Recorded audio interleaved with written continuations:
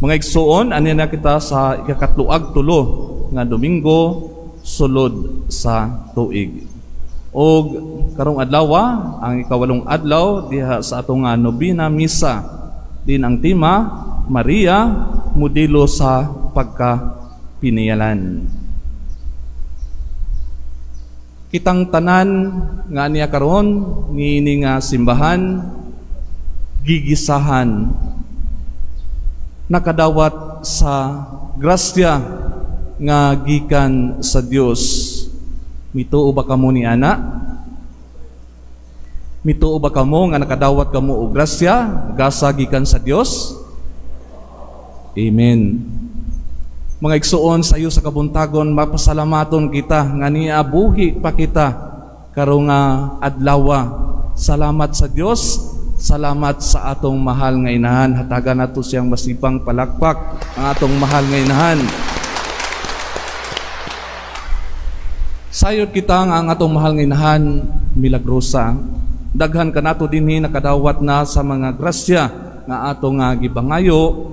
Ang uban ana gihapon sa kanunay wala mawad-i sa ilang paglaom, sa ilang pagtuo nga ang atong mahal nga inahan mutabang diha sa ilang pangalyupo.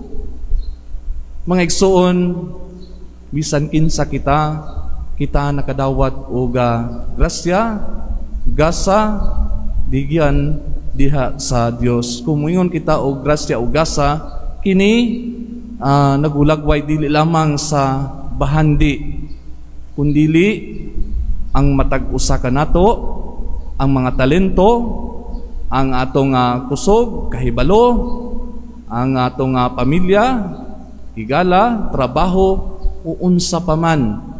Kini iya ugikan sa Dios.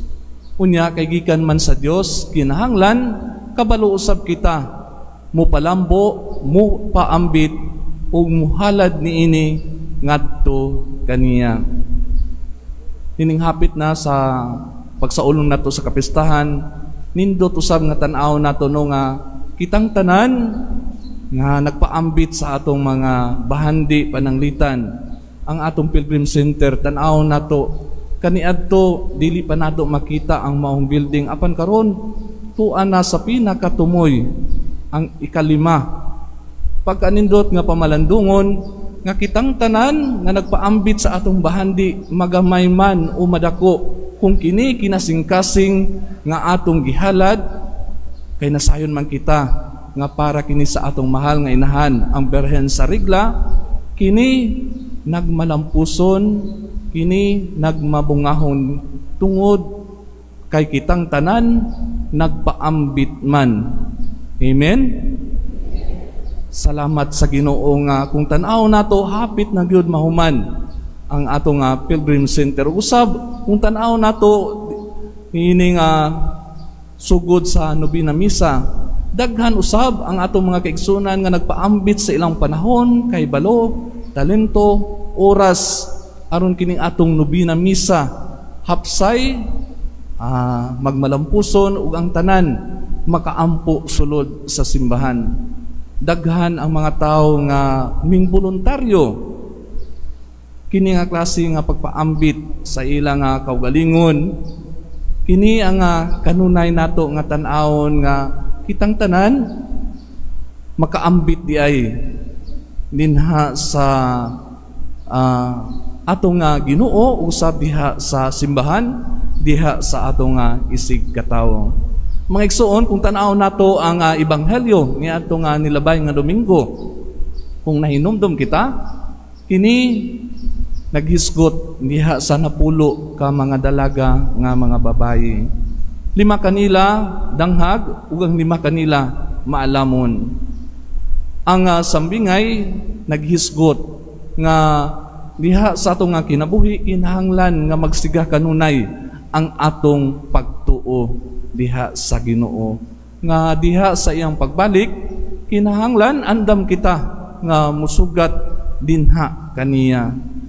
Dili untana kita may sama sa 5 kadanghag nga wala sila magtan-aw nga ang ilang lana nahurot na. Ang pagtuo dili pwede nato nga ipaambit ngadto sa uban. Mao na nga kinahanglan ang atong personal nga pagtuo, relasyon diha sa Ginoo, ang atong kanunay nga pagdebosyon diha sa atong mahal nga inahan, kinahanglan kini nga personal kaysa umaabot kung kita makigatubang na sa Ginoo, dili man pwede nga mingon kita nga akong ipaambit ang akong pagtuo ngadto sa akong bana, ngadto sa akong mga anak nga dili mosimba. Personal kini, mao kana nga dili pwede nga ipaambit. Kita nga adunay pagtuo, pagsalig sa Dios, kung kita nahigugma diha sa atong mga minahal sa kinabuhi, ato silang kanunay nga dasigon, ato sila kanunay nga pahinumduman nga kinahanglan kita musimba, magampo, mualagad, magpaambit sa atong grasya sa Dios kaysa umaabot ang Ginoo mangayo-manggayod ug husay sama sa atong ebanghelyo nga nadungog karong adlaw. Adunay tulo ka sulugoon nga gihatagan, gipiyalan, gisaligan diha sa iyang galon, diha sa nagalanlain nga mga kantidad. Usab kini gitawag man og the parable of the talent. Dili lamang diha sa salapi, kundi diha sa mga talento, grasya, gasa nga gihatag sa Dios sa matag usa kanato. Ang problema manggod, kung kita ang matag-usa kanato magmalampuso na, kung kita ang matag-usa kanato gitan-aw na sa uban, idulo na sa uban. Unya mingon kita nga kining kinabuhi ako man. Kining akong mga talento ako man kini. Kining akong nahuman, kining akong trabaho, akong sweldo, ako raman kini. Kay ako ramay naghago niini. Diha na magsugod ang problema. Mga igsuon, kung entitled na gani kita, kung kita nakasentro ng atong kaugalingon, diha lamang kung unsay makaayo kanato, unya dili na kita mutan-aw diha kung kinsa ang tag-iya sa atong kinabuhi, tanang grasya nga niya kanato, nan kita hinahinay may sama kita dinha sa sulugoon nga wala magtan-aw dinha sa agalon, nga ang agalon mubalik mangayo ug husay sa umaabot. So pipila ka kanato dinhi nga nahisama diha sa sulugoon nga tapulan anaa sa kahadlok, wala mo paambit sa iyang mga talento, grasya, panahon ug oras diha sa Dios. Usahay kung makadungog kita o mga nindot nga mga boses, makaingon kita kumpara man dayon ang atong kaugalingon pagkanindot sa iyang boses. Ingon ta nga dili gud ko angay nga maga salmista pagkamaayo niya nga mubasa ug kana ang atong basihan diha sa pagpangalagad. Sayod baya kita nga kitang tanan dili mga perpekto. Apan kining atong katakos, kining atong pagpaningkamot diha sa pagpangalagad sa Dios, kini man ang makapahimo nato ug ang gugma sa Dios ug ang kaluoy makapahimo kanato nga angayan. Dili sayon nga mukanta diri sa atubangan sa kadaghanan sa mga tao. Usahay gani mayabag apil ang pari. Apan ang mga tao kung makabantay sila nga ang pari yabag mukanta, musabot man ang mga tao, no? Mingon raman ang mga tao anak ka ng pari yabag yun na. So masinabtanon ang mga tao. Untana dili lang untana sa pari musabot kita.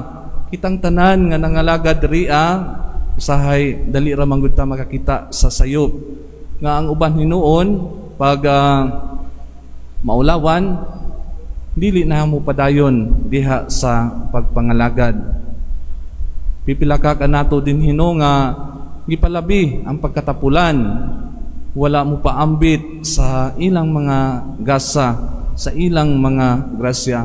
Mga igsuon ang atong ang agalon nining sambingay nagulagway man kini diha sa atong Ginoo.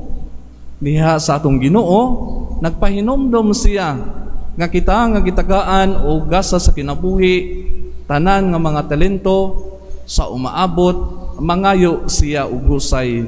Ug gani ang pagbalik sa atong Ginoo diha sa ikaduhang pagbasa, gihulagway man sama sa usa ka kawatan, sama sa usa ka babae nga kasinati o kasakit diha sa iyang pagbati diha sa iyang kaugalingon nga walay nasayod kung kanus-a kini mahitabo. Mao kana nga gipahinumduman kitang tanan nga kanunay untana kitang magtukaw, mangandam kay wala kita masayod sa pag-abot diha sa atong Ginoo. Kung atong tan-awon ang kinabuhi sa atong mahal nga inahan, labi na kung atong basihan ang tema, Maria, modelo sa pagkapinayalan.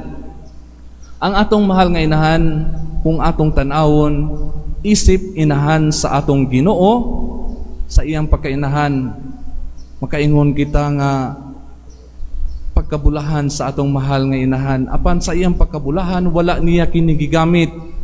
Aron moingon siya nga ako man ang inahan sa atong Ginoo, kinahanglan nga maminaw kamo kung unsay akong isulti.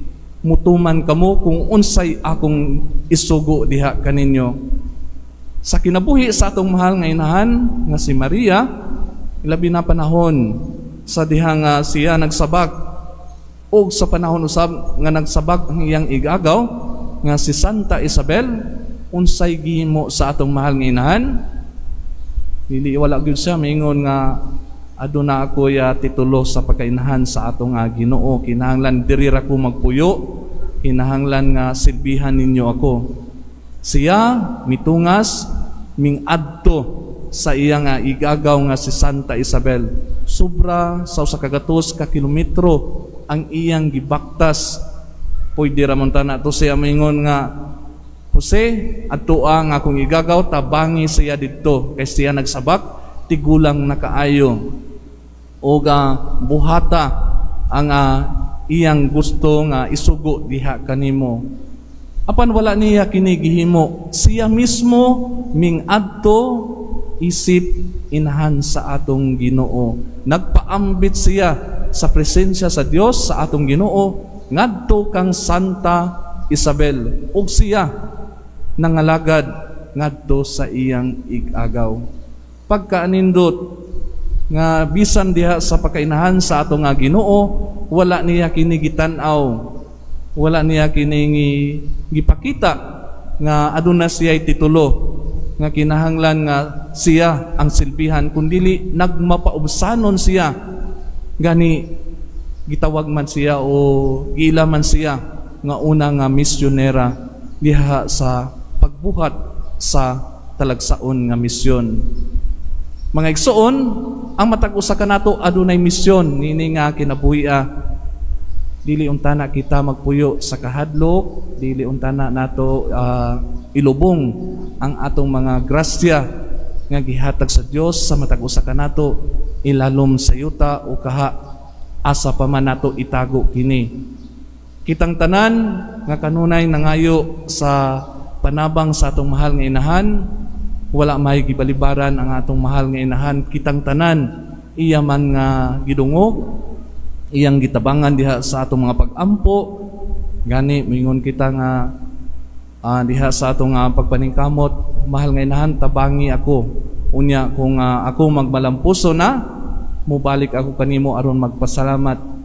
Pipila pa kaha kanato ang nakabuhat diha sa pagpasalamat, diha sa pagbisita sa atong mahal nga inahan hangtod karon. Kaya ang uban sa dihang nadawat na nila ang grasya, nakalimot naman sila sa pagbalik, sa pagpasalamat sa Dios, sa pagpaambit niini, ug sa pagtan-aw nga kining tanan iya sa Dios. Mga igsoon, bisan unsa kagamay, kung kini kinasingkasing, kung kini atong ihalad aron sa pagdahig pagpasalamat sa Dios, kini mamahimong dako diha sa atong Ginoo.